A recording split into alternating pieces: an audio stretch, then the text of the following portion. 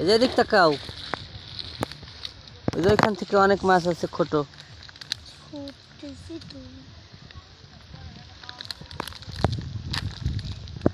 তোমরা মাছ টোকাচ্ছ?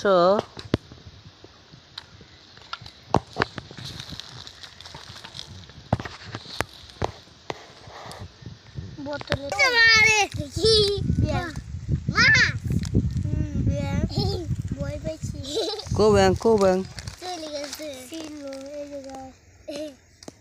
ব্যাং করলাম কামড় দেয়।